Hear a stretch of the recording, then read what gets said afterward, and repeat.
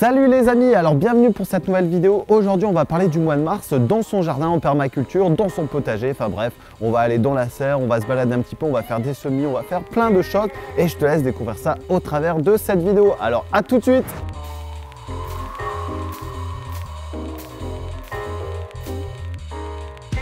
Salut les amis, alors bienvenue pour cette nouvelle vidéo du mois de mars au jardin en permaculture. Alors comme vous le voyez ici le terrain est encore nu et c'est normal parce que les températures sont assez froides. On a eu quand même des températures un peu hors normes courant le mois de février. Cependant le mois de mars ça suit son cours donc on va laisser faire les choses. Alors juste pour information, au niveau des massifs, pour l'instant nous nous occupons uniquement d'apporter ici du fumier et d'entretenir le paillage sur notre sol. Concernant le compostage, tant que je le vois ici, on va commencer à le retourner, à l'aérer et le compost va travailler. Donc on va les laisser se dégrader tranquillement. Sinon, qu'est-ce qui est prévu donc pour cette année et qu'est-ce qui est prévu pour ce mois de mars? On va commencer par ces massifs-là. Donc là, on va récupérer les derniers poireaux là, qui sont présents sur la planche de culture. J'ai apporté du fumier de cochon qui va permettre ici d'apporter des minéraux à notre sol. Et enfin, on va commencer par supprimer le plus gros des adventices ici présents afin d'avoir des planches de culture qui soient nettes. Ensuite, on va passer de la paille qui va nous permettre à la fois d'effectuer un paillage qui va nous permettre forcément de lutter contre la prolifération des adventices et également de réduire les arrosages, mais aussi d'éviter que notre sol ne subisse les phénomènes d'érosion. Allez, on passe à la suite. Alors si vous ne l'avez pas encore fait, ça va être le moment de replanter vos framboisiers, vos groseilliers, vos cassissiers, tous vos petits fruits rouges que vous avez bouturés ou que vous avez divisés courant la saison. Donc là ici j'ai recréé un massif de framboisiers. D'ailleurs vous pourrez découvrir sur ma chaîne comment réaliser ce type de bac et comment réaliser la plantation de framboisiers. Vous allez voir c'est assez simple, on récupère les drageons présents dans le sol et ensuite on vient les mettre comme ça et vous allez voir que dans quelques temps on va avoir des kilos et des kilos de framboises. Concernant les pommiers, les poiriers, enfin tout ce qui est fruitier, on va devoir donc les entretenir, les planter. On va réaliser une petite taille de formation si besoin, si vous avez des jeunes sujets. Et également, on va les laisser fleurir, notamment pour le poirier dont la fleur va arriver très prochainement. Comme on peut le voir ici, on observe donc les différentes premières cultures. On va avoir du poiré, les radis qui sont ici, qui sont assez jolis d'ailleurs. On va pouvoir justement les récupérer au fur et à mesure. Ensuite, on a quelques engrais verts, les tulipes qui sont en train de se développer, ça c'est pour amener un petit peu le côté esthétique sur le jardin, et les topinambours qui ont été plantés ici en ligne, dont on va attendre le développement futur. Sur le devant, ici on a des plantes en fleurs, donc de la famille des crucifères, on le voit notamment à leurs superbes fleurs. On va les laisser fleurir pour permettre aux abeilles de venir prendre le nectar.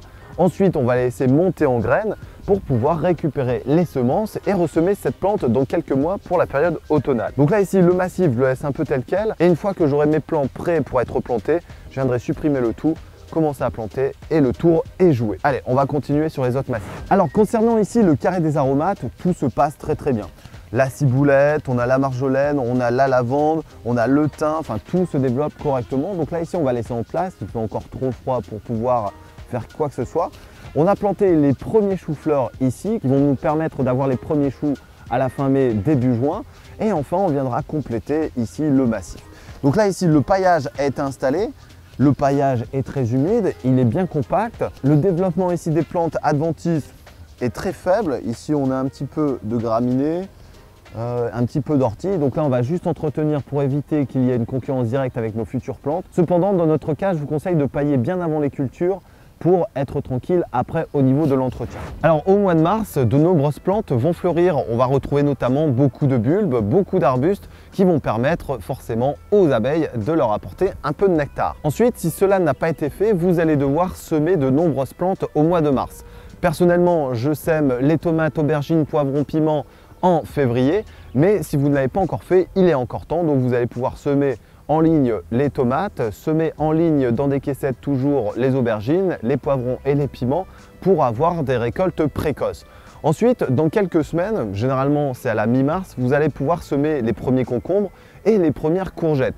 Les autres cucurbitacées, on attendra un petit peu que les jours se réchauffent et que les jours rallongent. Concernant ce massif, pas d'évolution précise.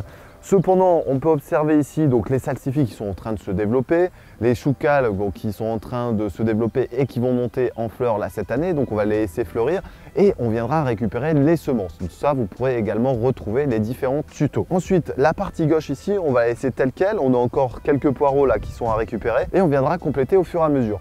Si j'ai le temps de travailler un petit peu sur ce massif-là, je viendrai le refaire pour faciliter un petit peu la tâche et surtout pour apporter de la matière organique puisque cela manque dans ce petit massif. Allez, maintenant je vous propose, on va voir dans la serre pour voir ce qui se passe un petit peu et voir les futurs travaux. Dans la serre, comme vous pouvez le voir, avec le rallongement des jours, avec les températures qui se réchauffent, la serre va très vite chauffer et donc va nous permettre d'accélérer notre processus de production.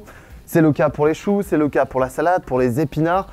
Ici pour le cerfeuil, encore de la salade semée, d'autres choux-fleurs, les radis, les navets, enfin bref, tout un tas de choses que l'on va pouvoir s'occuper dans notre serre. Tout d'abord, vous allez pouvoir semer beaucoup de choux. On va commencer par les choux-fleurs. Les choux-fleurs, ce sont les premiers qui ont été plantés dans la serre. On les a semés courant janvier.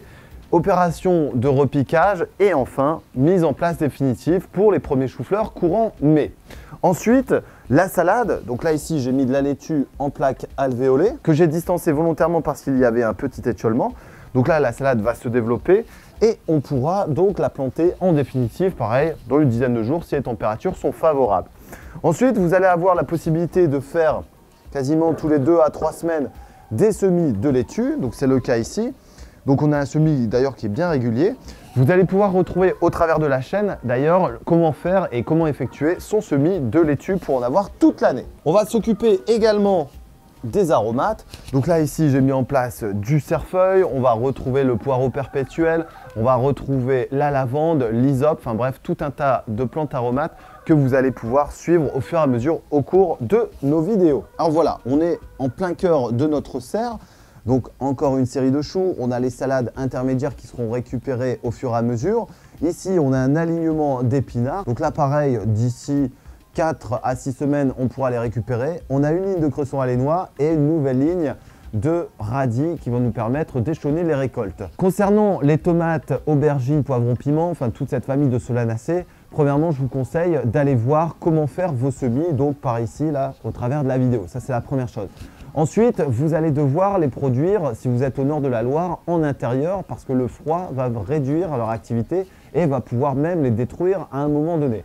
Donc là-dessus, je vous conseille de les conserver jusqu'à la fin mars, début avril à l'intérieur de la maison et après de les passer en extérieur, de les passer dans la serre en plantation pour éviter les problèmes. Donc vous allez pouvoir découvrir, pour ceux qui n'ont pas de jardin et ni de balcon, la culture d'intérieur, donc de tomates, de choux-fleurs, de salade. Je vous prépare tout ça au fur et à mesure. Il y a une vidéo ou deux qui tombent tous les mois, ce qui va nous permettre d'apprendre d'autres méthodes de culture en intérieur pour éviter d'aller acheter en supermarché. Donc là, ce qui va se passer par la suite, c'est qu'on va disposer le paillage sur notre serre. On va supprimer ici toutes les petites tiges de blé qui sont en train de se développer. Ma foi, ce n'est pas forcément un problème pour l'instant, puisque ça va me permettre d'attirer le puceron sur ces tiges-là. Je viendrai sarcler et on pourra s'en débarrasser et repailler au-dessus. Là, ici, on a les navets qui sont en train de se développer. On va les individualiser dans pas longtemps, on va les démarier également. Et pareil pour les radis, pour avoir des beaux radis d'ici quelques semaines. Alors vous l'aurez compris, dans cette vidéo, au final, et surtout au mois de mars, on a beaucoup de choses à faire dans son jardin et dans la serre et même à la maison. On va devoir semer entre autres les différentes solanacées, comme je vous le disais tout à l'heure, la tomate, l'aubergine, le poivron, le piment, mais aussi des cucurbitacées. On va devoir s'occuper de semer des courgettes, des concombres. Ensuite, il y a toutes les plantes dont je n'ai pas encore parlé, mais qui vont arriver au fur et à mesure. Vous pouvez commencer également les semis de poireaux, les choux comme je vous le disais tout à l'heure, choux-fleurs, choux-brocolis en respectant bien et en choisissant bien sa variété. Ensuite, on va pouvoir semer plein de fleurs, forcément parce que l'idée d'avoir un jardin, c'est de diversifier les essences et les espèces. On va pouvoir également s'occuper de diviser ces plantes à la maison, de diviser les fruitiers, de faire de la greffe. Enfin bref, il y a vraiment beaucoup de choses à faire. Concernant maintenant les récoltes, alors on va pouvoir récupérer le poiré, les salades qui sont en serre, les radis, les épinards. Donc ça nous offre ici de belles perspectives pour cette future année et surtout pour notre assiette. Alors, si vous avez bien aimé la vidéo, vous allez forcément pouvoir redécouvrir d'autres vidéos, notamment celle du jardin au mois de février. Celle du mois d'avril va arriver le mois prochain forcément. Et vous allez pouvoir aussi découvrir les vidéos au cours du mois, notamment sur les différents semis, les différents entretiens que je peux faire ici dans le jardin. Alors, je te laisse découvrir ça sur ma chaîne. Je te dis à très bientôt. N'hésite pas à aller voir sur Facebook, Instagram et Twitter. Il y a des super photos de l'avancée des plants. Alors, à très bientôt. Salut tout le monde!